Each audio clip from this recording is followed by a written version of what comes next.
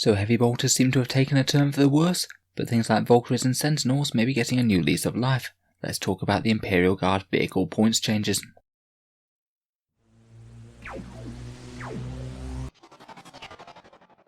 Hello and welcome back to Auspex Tactics, the strategy focused 40k channel, where we're all about getting the most out of our miniatures on the tabletop. So yesterday we looked at all the infantry based forces of the Imperial Guard, and today we're going to be looking at all the other tanks, artillery and other vehicles in the core Guard Codex. Hopefully at some point in the future we will get on to doing some Forge World analysis as well. All of these points changes are from the chapter approved 2020 book, and as usual we'll be looking at the actual points changes themselves, but also putting them together in some percentage changes for various units to see what exactly has got better and got worse comparatively.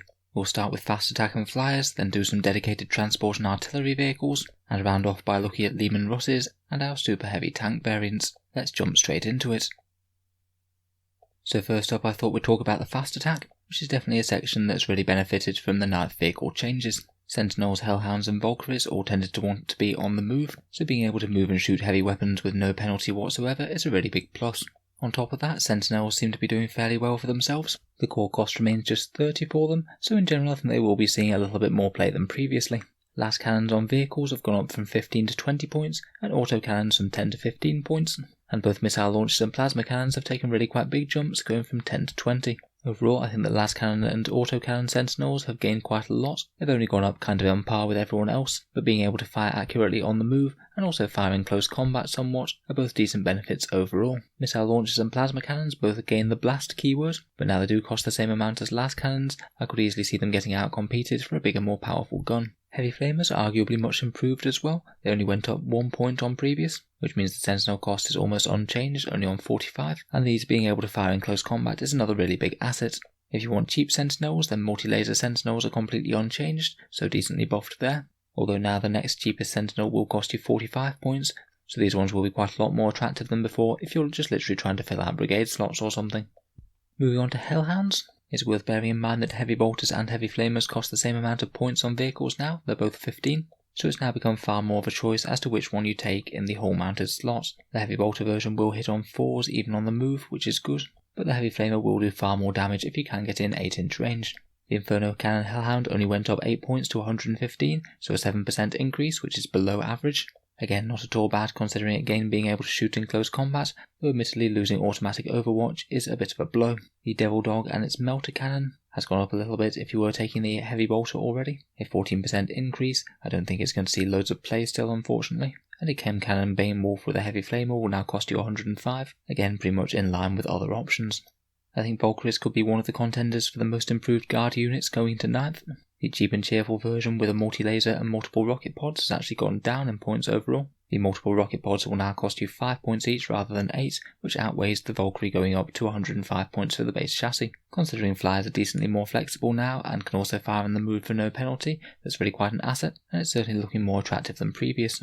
The more anti-tank version with the last cannon and Hellstrike missiles has gone up 8 points to 135. Sorry, there was a typo on this slide for the last cannon cost. But again, around only a 6% points increase, and seeing as it won't be taking the heavy weapon penalties to moving and shooting anymore, again it makes it far more attractive than previously. Hitting on 3s with its roving gunship special rule is certainly very nice. The biggest nerf it's had are the door heavy bolters going up from 8 points to 15 points each, so if you do want some additional shots it will cost you a lot more than before, but bear in mind that those shots will be more accurate. I think in general quite a lot of the guard vehicles have suffered from the heavy bolter going up from 8 points to 15 points. I think it's partly because Games Workshop has felt the need to price it at the same amount as Space Marine heavy bolters, which do tend to be a lot more accurate. Even in the Space Marine armory at the moment though, I don't think it's a particularly good choice. This edition just doesn't seem to be very kind to heavy bolters. Moving on to dedicated transports, Chimeras are now 65 point base. If you're taking it in the more cheap loadout with a multi-laser, heavy bolter and heavy stubber, then that's gone up 15 points, so a 20% increase. And you're now a lot more incentivized to take heavy flamers on it. The twin heavy flamer and storm bolter variant has only gone up 3 points to 93. Now they're pretty much the same points, so it's going to be whether or not you want the additional range of the heavy weapons, or you want to have the additional damage dealing of the flamers up close. Again, firing on the move and firing in close combat is excellent for Chimeras. The standard Taurox, I'm afraid, I think has really not come out of this very well. It's gone up to 60 points base, and the autocannons increasing to 15 means it's gone up 20 points overall. A really very unpleasant 29% points increase. I think that there was at least some parity between it and the Chimera before, but now I'd honestly just take the Chimera. The Taurox Primer's done a little better with certain loadouts than others. If you just wanted loads of shots with the Taurox Gatling Cannon, the Hotshot Volley Guns and the Stormbolter, then that's only gone up 7 points to 123. Not at all bad on a 6% increase, again considering it can fire on the move quite happily now. The Battle Cannon's down to 15 points from 18, and the Missile Launcher remains stable at 30. But the autocannons and heavy stubbers going up means that if you loaded it out with battle cannon, autocannon and heavy stubber, that's now up 20 points to 140, or a rise of 16%. Maybe not terrible considering everything else has gone up, plus it can also fire in the move very happily, but still I'm not sure it's quite low enough to see much competitive play. Not too bad changes though for pure Scion lists.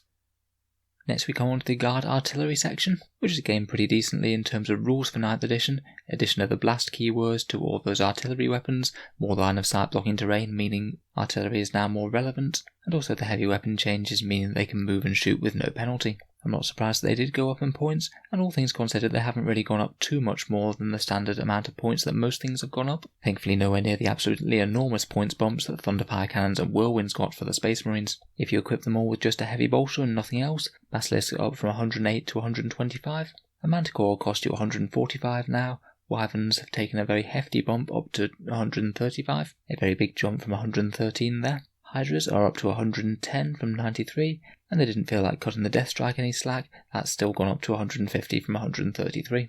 Percentage-wise, in terms of the increases, this actually puts the Manticore as the winner for this comparison. Between these points changes and also that direct fire stratagem from the Greater Good book, it might be that Basilisks and Manticores are now closer than ever in terms of which one is better. I think Wyverns are now pretty much relegated solely to dedicated anti-horde, as whenever they target a unit that's 11 or more models in it, they'll get that automatic 24 shots, which is pretty crazy. Against the rest of the field though, they will be a little bit weaker than before sadly.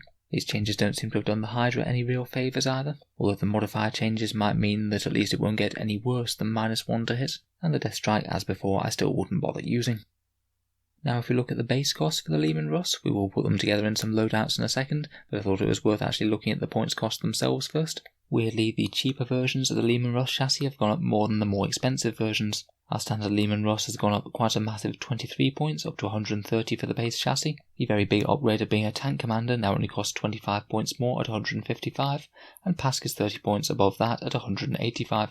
I think these changes have shifted the balance back towards tank commanders again as being one of the better ones. In terms of their war gear, there were a few shifts here and there. The battle cannon went to 20 points from 22. The exterminator autocannon, for some inexplicable reason, went up to 30. I guess they wanted it to have some sort of parity with autocannon points costs, but I think this was a really dumb decision. And the Punisher Gatling cannon has gained 5 points, so it's now 35. The rest are all unchanged.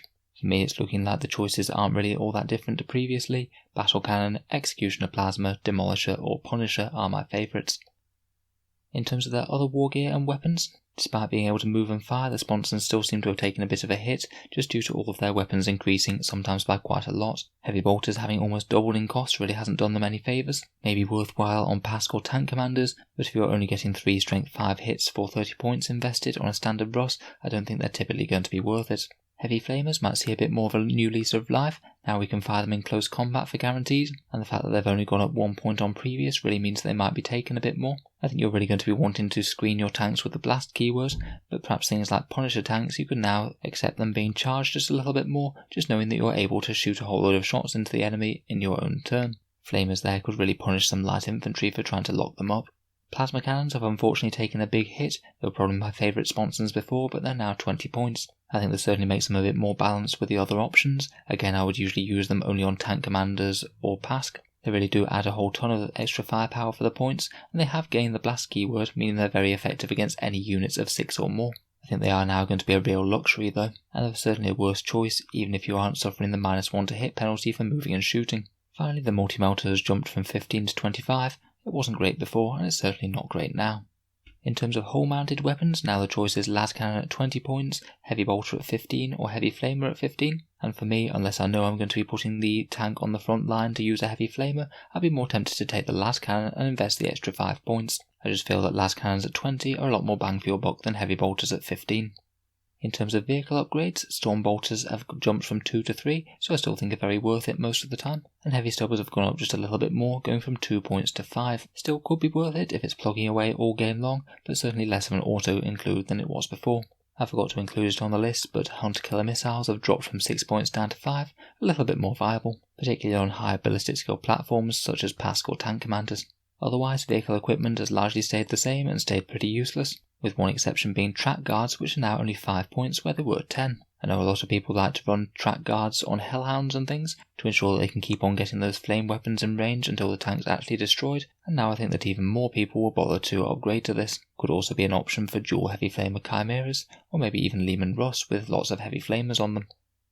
So putting those points changes together, here are just a few example loadouts of Lehman Russ's tank commanders and PASC. For the Lehman Russ, the first one is a battle cannon, las cannon and heavy stubber, which has gone up 29 points to 175, or a 20% points increase. Demolisher cannons, heavy bolters and storm bolters have gone up 31 to 168, again 22% increase, a bit above average, though you really get hit hard if you do take the sponsons. A loadout with Punisher cannons, 3 heavy bolters and a heavy stubber, so you're getting maximal shots, used to cost you 163, now I'm afraid it'll cost you a very princely 215 points. I suspect my default loadout on the standard Lehman Russ would be that battle cannon, las cannon or heavy stubber one, or the same with a demolisher cannon. Tank commanders, at least percentage wise, don't seem to have had it quite so hard. If you took them with a battle cannon, las cannon and heavy stubber, then they would be 181 points before, and now 200. So only up 19 points or a 10% points increase. Certainly a lot more tolerable and far below what other things have gone up. Gaining blast, firing las cannons and heavy stubbers accurately on the move are certainly decent things. If we looked at one with a demolisher cannon, las cannon, heavy stubber and 2 plasma cannon sponsons, so really shelling out for all the fancy guns, that would have cost you 199 points before. It'll now cost you 240, so that's up a big 41 points, so a 20% points increase overall, so a little bit over the standard points increases. It's certainly incredibly lethal, but that's a lot of eggs in one basket if your opponent does manage to off a few of your tanks turn 1. If you are facing any elite infantry with units of 6 or more though, then those plasma cannons and demolisher cannons will really tear them to shreds. Finally, if you look at the same loadouts with PASC, then again his high points cost that he had already means that it has a relatively low percentage increase. To be honest, if you liked PASC before, then you'd like PASC now in 9th edition. The battle cannon and las cannon loadouts now 230, so up 6%, so that's actually a buff relatively to most other things. Whereas the demolisher cannon, las cannon, heavy stubber and 2 plasma cannons loadout, that'll cost you 270 points now, which I know sounds like an awful lot, but it was already very expensive, and actually proportion wise it's not that big a bump. Out of the Lehman Russ variants, then tank commanders certainly look good. Though now I think it's a lot more of a choice as to whether or not you put sponsons on rather than a mandatory thing for them. I also still quite like the standard Lehman Russ Demolisher, which I think is probably one of the best buys out of the standard tanks loadouts.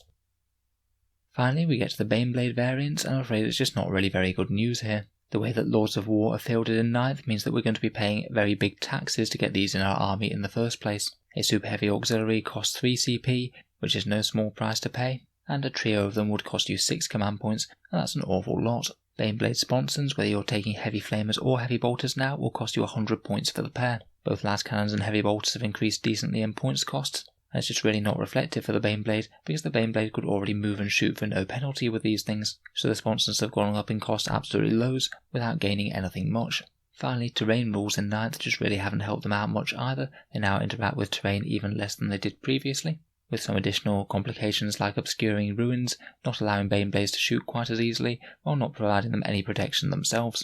Overall, I think it just meant that if they wanted to remain competitive when compared to standard Lehman Russes or artillery, their base costs would have had to stay fairly low, and while they haven't gone up absolutely loads, they've still gone up a decent amount. The Hellhelm has seen the smallest percentage increase of only going up 8%, and the Doomhammer and Stormsword have gone up 15%. It's just a bit too much in line with what everything else had, and in no way the buff that they needed. I'm certainly not saying that you can't run these guys and do well with them. I just argue that they're perhaps not quite as competitive compared with other options compared with what they were before.